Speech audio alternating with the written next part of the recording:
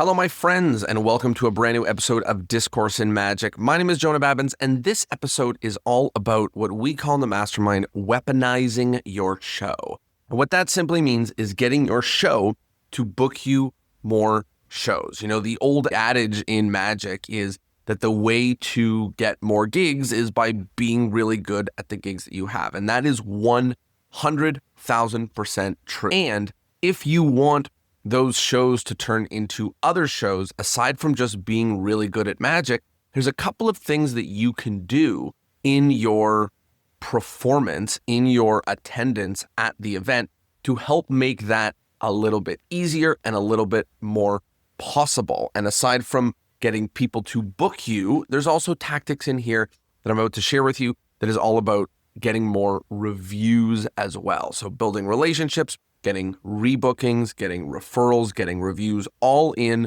the stuff that you can do from your show and from your gigs. Now, all of these tactics come from a 90-minute long mastermind session called Weaponize Your Show, but I plucked out the top 5 for you because I think you'll really enjoy them. Quick update, by the way, before I get into it. I just got back from Magic Live in Vegas. It was phenomenal. Probably the best year I've ever attended. Just great sessions, great people, good hangs. So lots of love to Magic Live, and maybe I will see you there next year. I also got back from Vancouver and Victoria, and coming up soon, I am going to be in San Francisco, San Jose, and in Orlando, and in Austin. So if you are in any of those cities in September or October, I don't have exact dates yet, but if you're in any of those cities, please send me a message, holler at me, magic@torontomagiccompany.com, and let me know that you are there. And I'd love to meet up for a sparkling water or something good like that. One more thing is that all of these tactics that I'm about to share, I actually sent out a couple days ago via the newsletter. And it's funny how many people know about the podcast but don't know about the newsletter, because the newsletter is where I send all of the best stuff. First place to get notified all about new podcast episodes, any projects, any other interesting things happening, as well as a couple times a week, I send some tidbits of advice for you and your magic business. So if that seems like it's something for you, go to discourseinmagic.com, and there's lots of places to sign up. And if you get any of the downloads that I have for you on that website, then you will also be added to the newsletter. Last thing is that about a year ago, actually a little less, but about a year ago, we launched our own deck of cards on Kickstarter called the Campers Deck. And this deck of cards is awesome. It's incredible. It was funded in 1 week, and it finally landed at our home. So tomorrow when I'm recording this, which is Sunday, August 17th, we're doing a launch party for all of the magicians in Toronto to come and get their cards. And then over the course of the rest of the next week, we are beginning to send them out. So if you want your cards and you already ordered them, then now is the chance. If maybe you're just finding about it now, then please follow Discourse in Magic on Instagram, because I'm going to get loud about ways that you can buy some cards. Okay, that's it for updates. Let's get into the good stuff. Here are 5 things that you can do to weaponize your show. That is to get your show to book you more shows. Number 1, this is a tactic that I love, and one that I spoke quite a bit with Bill Hers, who I did an episode with, and he is amazing. And he gave me all of the ways that he teaches his squad to do this. And it's very simple. It is to mention what you do on stage. So we all have scripts talking about the magic that we do. You know, we're mentioning, hey, I did this, or there was once this magician named Di Vernon, or whatever's in your script. You know what I mean. And in that script, you should talk about what it is that you do and who you do it for. You know, most people don't know where you perform. Believe it or not, even if you do this professionally, full-time at company parties, they don't know if this is your job, who you perform for. So finding a clever way to put in your script the fact that you perform at corporate events all over the country, or love performing at weddings because it's XYZ, or even perform at private parties or house parties. Mentioning any of those things in your show, finding a way that that can integrate into your script, it just helps get people's brains going and thinking about you coming to perform at their event. So aside from delivering your awesome show, you should figure out a way inside of the show to mention the other types of gigs that you do and where you perform to hopefully get people's brains turning a little bit. So number 1 is mention what you do. Number 2, this is my favorite tip about how to get reviews after your show. Now, there's lots of things you could do, like hanging out at the venue and making an NFC tag with reviews and lots of other cool tactics. But this is one you can do from the stage, and it is a joke. Now, the reason I say a joke is because any line of dialogue in your show either needs to be really important with respect to the process, or it's something that you want to express to them, or, in my opinion, it's funny. This is, Ken Weber talks about his FIRE, like each of those letters stands for something, for that each sentence in your show, each thing that you say needs to capture one of those, and the F is funny. So if I don't have a way to mention something that I don't have another reason for, I go with it being funny. So I'm going to give you the joke that I use in every single one of my shows that is all about getting reviews. It's awesome. It's funny. And somewhere between, and around 1%, 2%, 3% of the audience is going to actually leave me a review because of it. So here's how it goes. I say, after the show, if you thought that this was great, then please do me a favor, go to Google, type in Toronto Magic Company and leave us a 5-star review. I cannot express how much of a difference that makes to the business. And if you didn't like the show, if you didn't think it was very good, then reviews aren't that important. So don't worry about it. It doesn't affect the business at all. It's a fun joke. It's cute. It allows you to mention the name of your company or your brand, and I promise you, people will leave reviews. So find a way to integrate that into your show. That is thing number 2. Now let's talk about 3, 4, and 5. These are ones that happen off the stage. So number 3, this is a tip that I've heard from David Gerard and from Bill Malone, but I just want to say it point blank. When the show is done, do not run out of the venue. I'm sure you're tired. I'm sure you're beat. I'm sure you want to pack up your stuff and go home. Leave the stuff, pack it up later.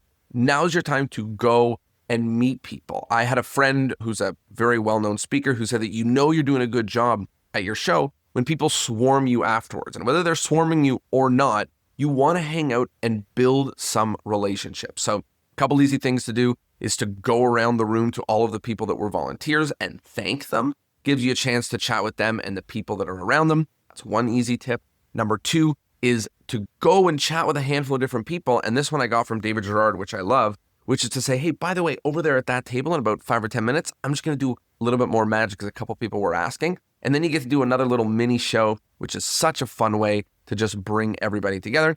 And it's also just nice to go around the room, thank people. I also like to thank the people that were smiling the whole show and say, hey, by the way, lots of people, even though they're happy, they sit with their arms folded. I really appreciated you smiling at me all show. It made it really nice to be up there and look down and chat with you. So even if they're not hiring you to do mingling magic, it's a great idea to hang out a little bit after the show, meet some people, make some connections. If you're swarmed with people, great. But if you're not, then just go around and mingle and build some relationships. Number 4, which is super related to number 3.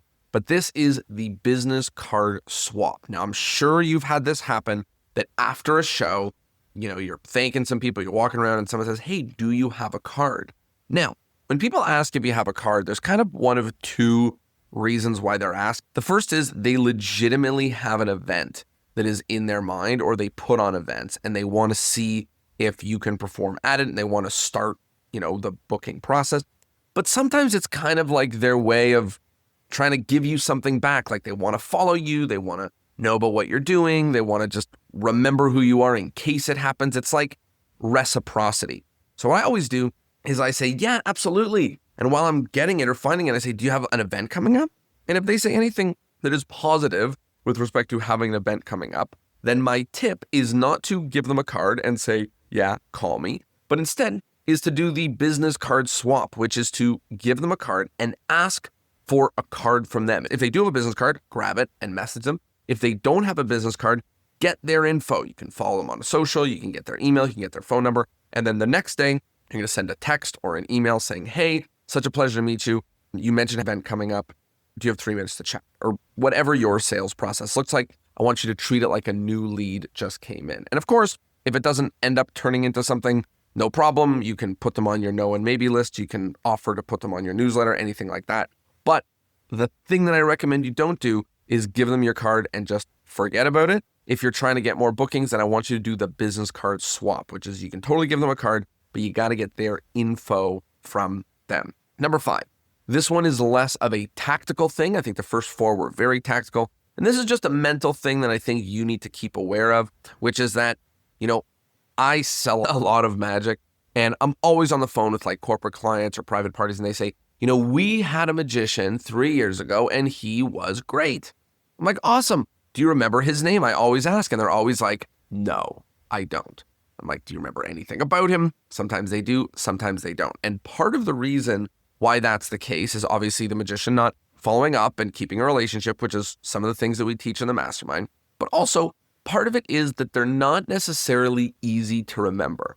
You got a complicated name, not a very clear brand, not a very clear image. The best they can go with is like, he was a Ukrainian guy, or he was kind of tall, or he did a trick with a plunger or something. And it doesn't really help them remember you and think about you. So I want you to think now like you're in branding and not just in magic, and think about what are the things that would help you have a clearer brand. It's going to be things like clearer colors that are the same across all of your banners and posters and websites and things like that. If you use this type of thing, a banner, at the event that has your name on it, an easy to remember name or website, something that people can not forget because they saw it and they heard it and it's really easy and not super complicated. Anything that you can do that is going to make it very easy for them to be like, yes, it was Jim the Magic Guy. Yes, it was, my business partner, Ben Train. He's got a great name, Ben Train. That's great. For me, I always say it's the Toronto Magic Company. The way to remember is we live in Toronto and we do magic and we're a company, the Toronto Magic Company. And I always say it like that because it helps people remember what the brand is. And I tell them my name. My name isn't super memorable. Jonah Babins, very hard to remember. They're both not like very, very, very common first name or last name. So I want you to just be mindful of the brand and how easy or hard it is for them to remember you, and find ways to mention your name, use a banner, make sure if it's not a banner, if they have a projector screen, that your logo and name and image and info is up there on the screen. Do all of the bits that you can to be easier to remember. So there you go. Those are the top 5 tips that come from the Weaponize Your Show session from the mastermind. Tell you them again. Number 1, actually mention what you do in the show. Number 2, figure out a joke or a clever way to get reviews. Number 3, do not run out of there when the show is done. Hang out, meet people, make friends. Number 4, the business card swap. Don't just give out your cards, get information from them. And number 5, be easy to remember. Well, there you have it. I hope you learned something from the Weaponize Your Show session. I've got some awesome interviews lined up with amazing magicians I was hanging out with at both Magic Live and at FISM, so get excited for that. Thanks for being here. Thanks for tuning in, and I'll see you next Thursday.